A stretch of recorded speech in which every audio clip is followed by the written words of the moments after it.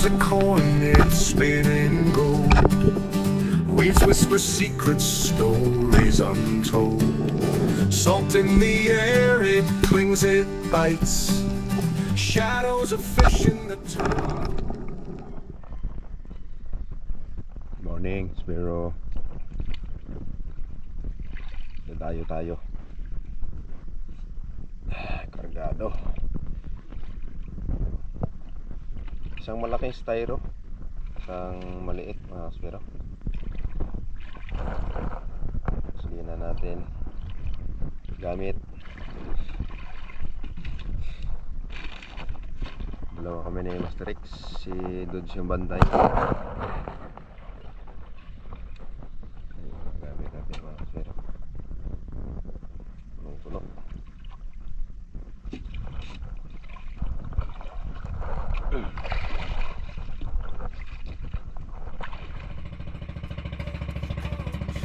Mga Kaspiro, napakaaga po namin maggayak kasi napakalayo po ang dadayuhan namin. Carmen Bank mga Kaspiro. Yung bahura po na yun ay sakop na ng Antique mga Kaspiro, yung Carmen Bank. At yung bahura na yan ay karugtong ng Palawan mga Kaspiro, Cuyo, Palawan. Ayan mga Kaspiro, kung nakikita ninyo malapit nang sumikat yung araw at dito pala po tayo sa tapat ng bayan ng Buruanga mga Kaspiro. Kung nakikita nyo sa dulo yung bundok na yun, yun po yung Punta Pusiw. Kasi mga Kaspiro, napakalayo ng dadayuhan natin at inaabot po kami ng 5 oras at kalahati mga Kaspiro. At nakikita nyo naman yung takbo ng maliliit nating bangka ay matuloy na rin. Dito na tayo sa spot. Kararating lang po namin. Yan si Master X sa unahan na, greedy na. Papunta pa lang natin. Ayan mga Kaspiro, ibantay natin si Dudes. Ayan na yung mga kasama nating dalawa. Ayan, dalawang bangka. Bali 5 din sila yung divers mga Kaspiro. Mga Kaspiro, yung anak ko ay first time dito sa Carmen Bank, dito sa Sico mga Kaspiro. Kasi wala mang klase. Next week pag may klase na, yan, papasok na yan. Kasi 4th year na yan sa pasukan mga Kaspiro, 4th year college. Ginutom si Kuya Dodge mga Kaspiro. Anong ulam mo Dodge? Ay grabe, adobong chicken. Excited mga Kaspiro. Sobrang ganda ng panahon, sobrang linaw ng tubig. Mga Kaspiro, pakita ko sa inyo. Yan o, parang kristal. May mapapana kaya tayo dito mga Kaspiro. Pana natin.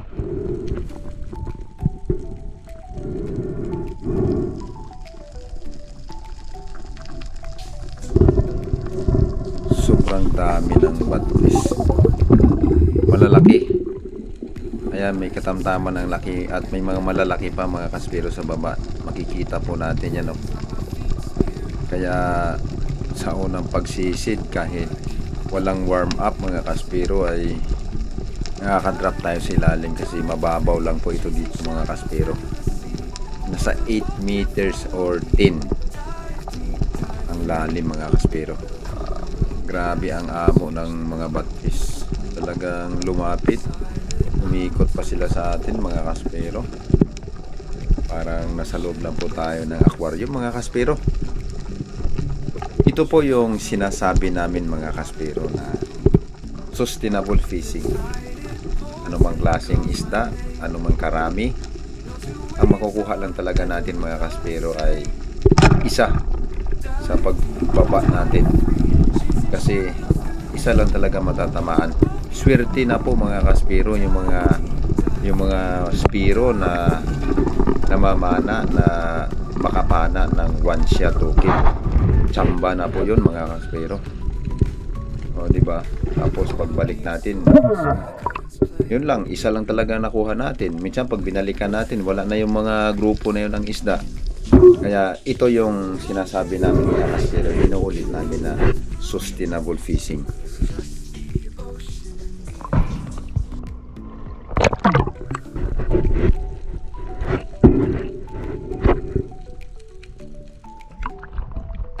Dami nila doon.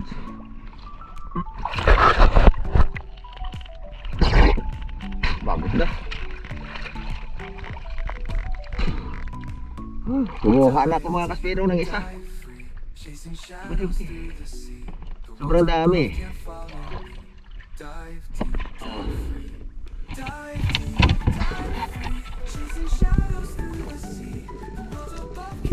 Mga kaspero, ito na po yung sumunod nating pag-drop. Ang maganda po kasi sa lugar na ito mga kaspero ay ambush. Ayan, silver drummer sa pool mga kaspero.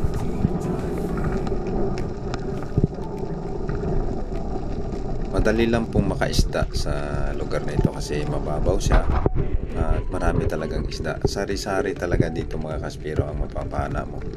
Kahit yung lugar na ito ay sakop na ng nasyonal, hindi na municipal water, kaya ang bahurang ito mga kaspero ay free sa lahat ng mangingisda kasi dito mga kaspero ay kompleto. Siyempre kahit sabihin natin yan na compressor at sabihin natin yan na dinamita, pero sa lugar nito mga kaspero ay wala namang bawal kasi malaya lahat na mangingisda po dito mga kaspero. At yan kasi ang alam nilang paraan para makahuli ng isda. At kami naman, ito naman po yung paraan para makahuli din po kami ng isda mga kaspero. Logi lang kami pagka medyo malapit sila at naghagis sila.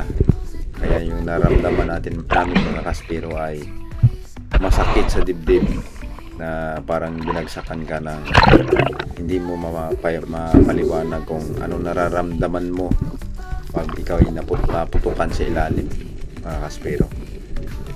At pag sa gabi naman halos sabay-sabay din kami pag namana din kami ng night dive, eh nandyan lang din sila yung kompresor. Sila ay yan ang alam nila na paraan ng paghuli nila ng isda.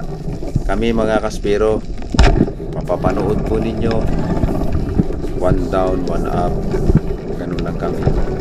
Marami kaming pag-drop na hindi rin po kami nakakapana at hindi namin na sinasama sa video ito.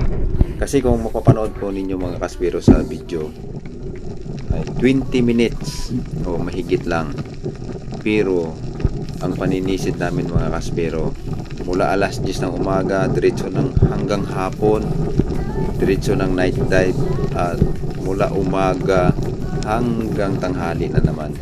Pero mapapanood nyo lang yan mga kaspero 20 minutes o mahigit lang.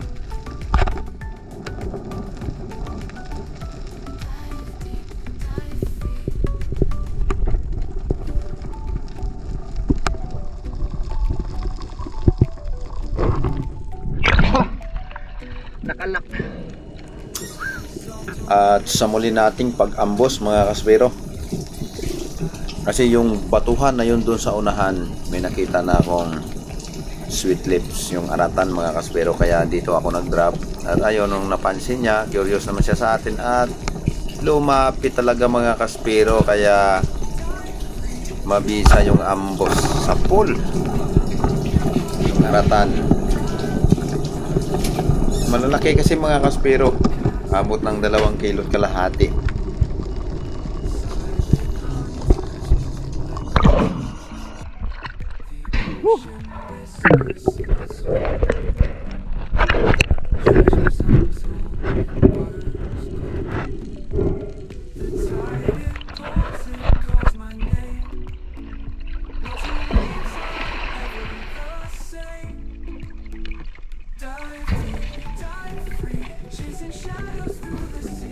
At yung sumunod natin pag-ambos mga kaspero, lupin tribali sa pool.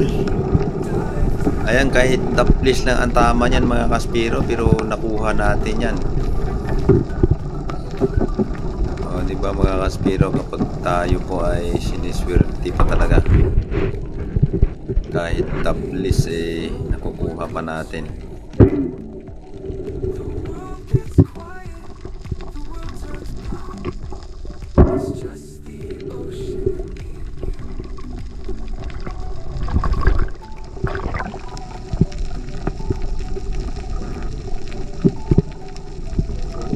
At yung sumunod natin pag-ambos sa pool, ang red snapper mga kaspero.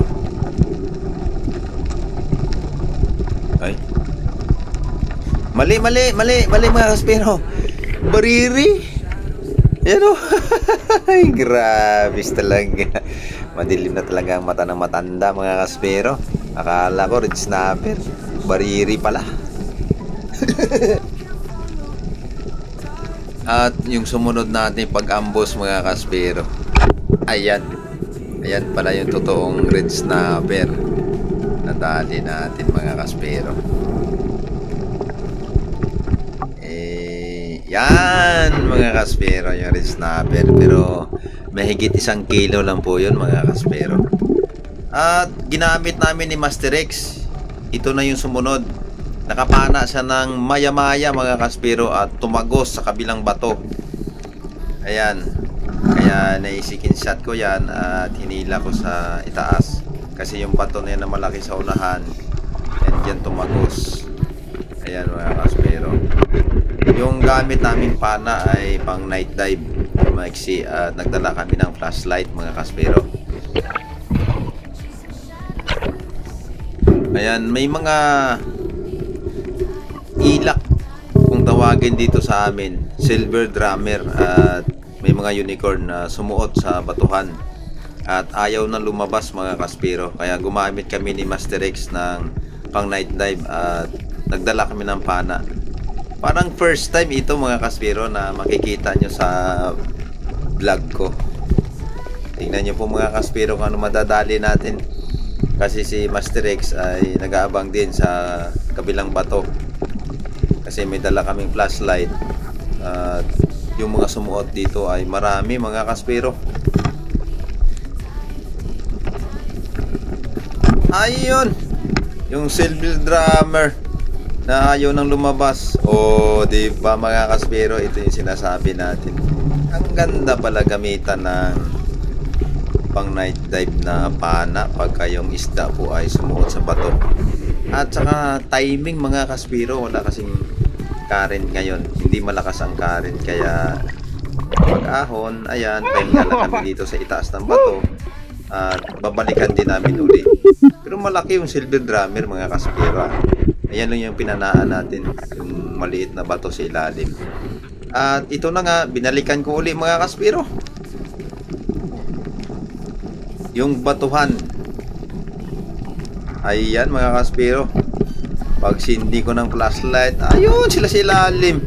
Pinana ko dito mga kaspero yung unicorn sa pool. Pero dito mga kaspero, nagulat ako dahil hinihila ko yung bala ng pana, ang tigas. Bakit ka ako na maluag naman at hindi ko mahila palabas. Kaya pala mga kaspero, kaya nahirapan ako na ilabas. Ayan mga kaspero, 1 shot 2 kill. O diba mga kaspero, hindi natin inaasahan na magdalawa sila. O paswerte mga kaspero. Maganda palang paraan ito. Pag yung isda ay nakita natin sa ilalim ng bato, ay gagamitan natin ng pang night dive na pana at dala ng flashlight. Makikita nyo mga kaspero. Swerte!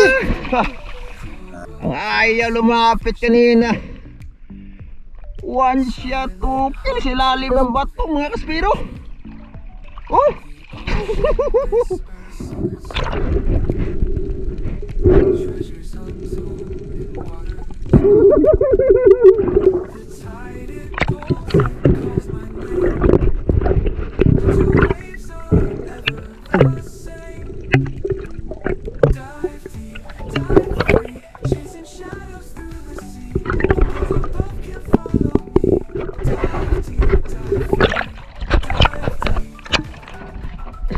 Sulit. Pang night dive na pana. Grabe harvest ah.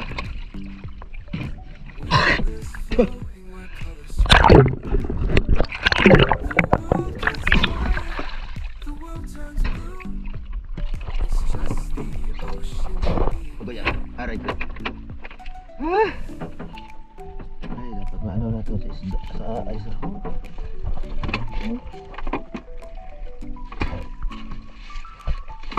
Pero konti pa lang po yan, konti.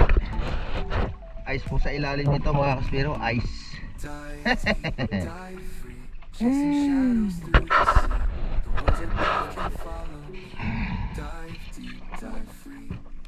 Oh.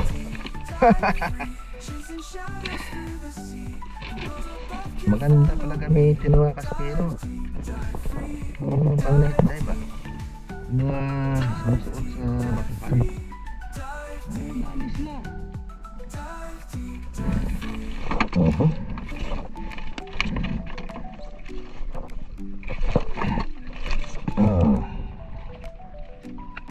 Apa na doon, Sen?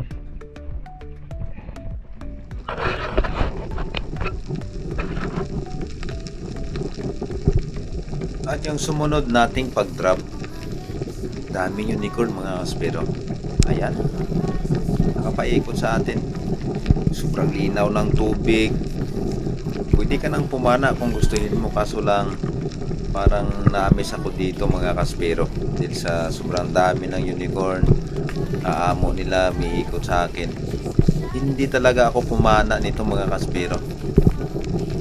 Ayan, parang naalala ko kasi na parang nasa loob ako ng aquarium na grabe talaga mga kaspero ang isda sa lugar nito. At yung sumunod nating pag-drop mga kaspero, ayan, may target na tayo dito ng silver drummer. Titira na tayo dito mga kaspero sa pool.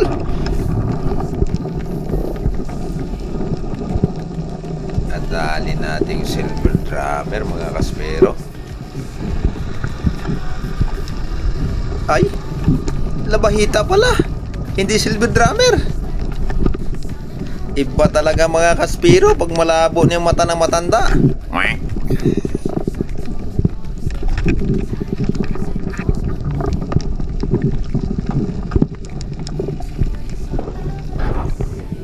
Ayan mga kaspero, yung sumunod nating pag-drop. Kasi nakalipat na kami ni Master X at bumalik kami uli. At nadaanan naming uli itong School of Batfish mga kaspero. Ayan sila, dami. Talagang maamo pa talaga mga isda na to. Kaya kumuha talaga ako dito uli mga kaspero ng isa.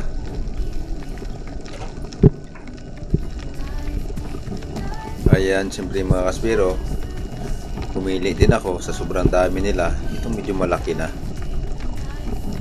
sa pool. Bali, nakadalawang batfish ako mga kaspero.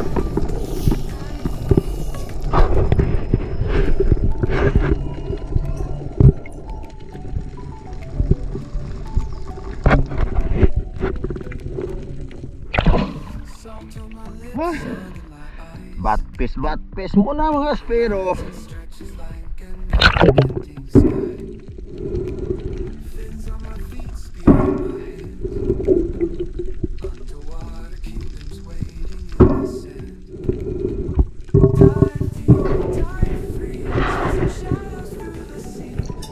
At yung sumunod nating pag-ambos mga kaspero, ayan, isang silver drummer. Alin natin.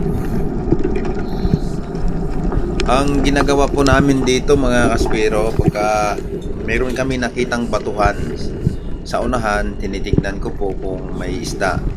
Kasi makikita mo itong silver drummer ay lumalangoy sa itaas ng bato. Kaya huwag po kayong sisisi doon mismo sa tapat ng bato, kasi itong mga silver drummer ay papasok yan mga kaspero.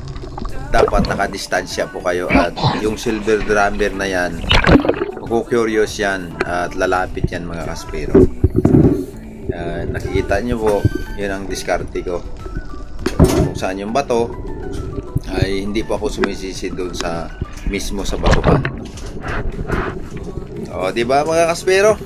At yung sumunod natin uling pag-drop, ayan, napakarami uling unicorn.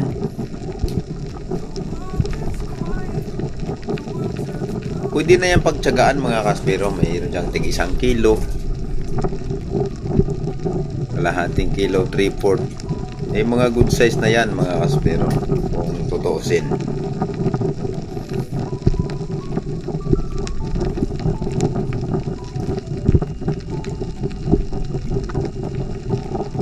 Sulit mga kaspero yung pagdayo, kasi masaya ka kapag nakarating ka sa ilalim ng tubig at ito yung makikita mo.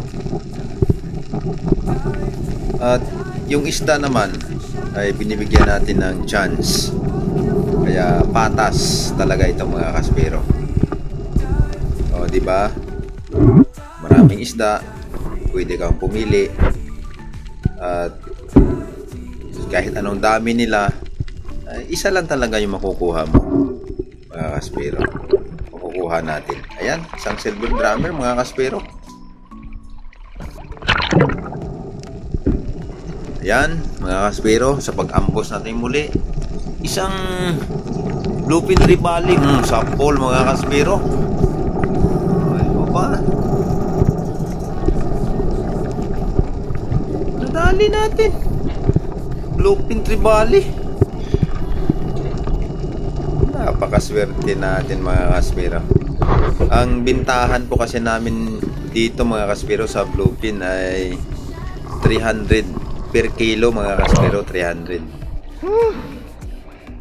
Siyempre mga kaspero, dito tayo sa Boracay, kung presyuhang talipapa naman ay mas mahal. Kaya naman naging mas mahal yung talipapa mga kaspero, ay bumabayad sila ng pwesto. At kami naman ay medyo mura dahil sa wala kaming binabayarang pwesto. Pero yung puhunan namin dito mga kaspero, buhay ng bawat isa sa amin. Yun lang naman mga kaspero, kasimple.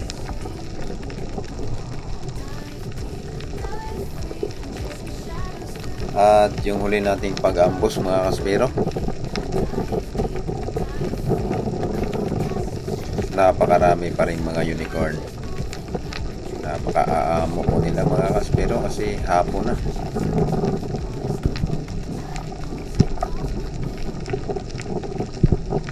At dito naman ay tatarget na tayo dito ng silver drummer sa pool. Dali natin mga kaspero.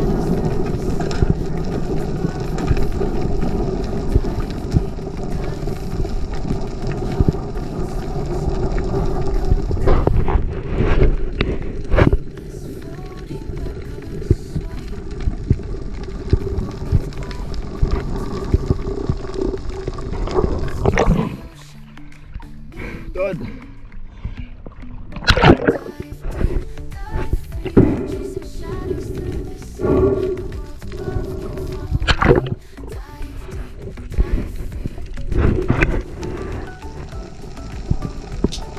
Ito na po mga kaspero ang huli nating pag-ambos kasi hapon na.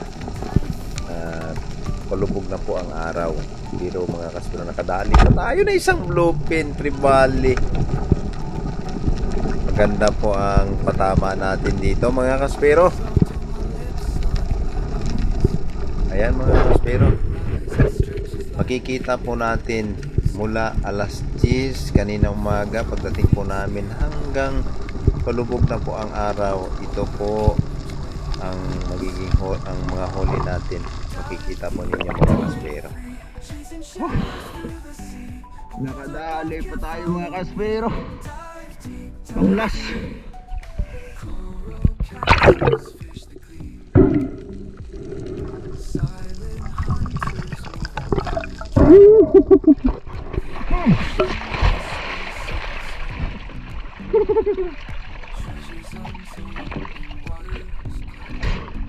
Nakahabot pa doon.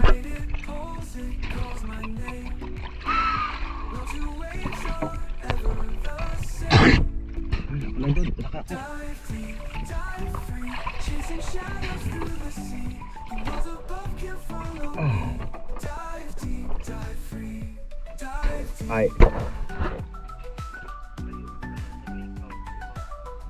Mga kaspero, hanggang dito lang po yung video natin at pahapon na po. Ang part 2 po natin ay diretso na po kami nito maninisid ng gabi. At bukas ng umaga, mayroon pa po ng maaga pa hanggang tanghali. Yun po ang part 2 natin mga kaspero. Abangan po ninyo mga kaspero. Ay, ganda talaga. Oh, grabe yun.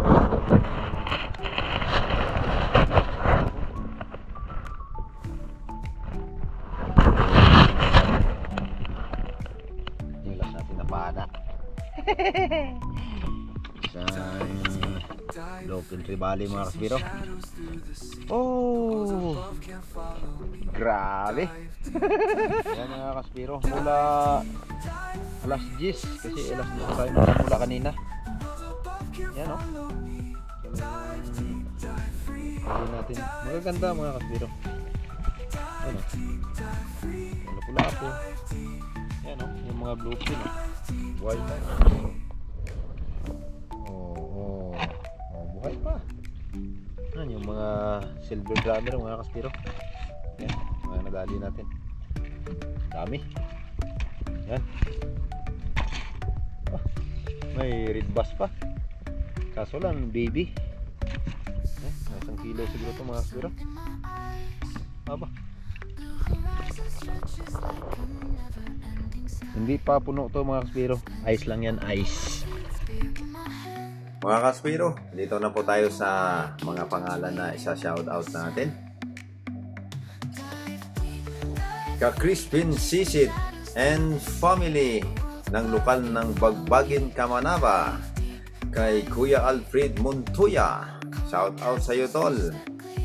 Kay Kabads Esteban and family and Tatay Nuni, shoutout po. Shoutout din po kay Kaudi Rodel Heronka ng lokal ng Boracay at kay Ergel Heronka. Shoutout din po kay Cabuenas GRP Official at sa mga taga San Teodoro Oriental Mindoro at sa barangay Bubuyan Mataas na Kahoy. Shoutout din po kay Dennis De La Cruz and family ng Nay Cavite, kay John Marvin Salunga ng Oriental Mindoro, kay Father and Son Fishing TV.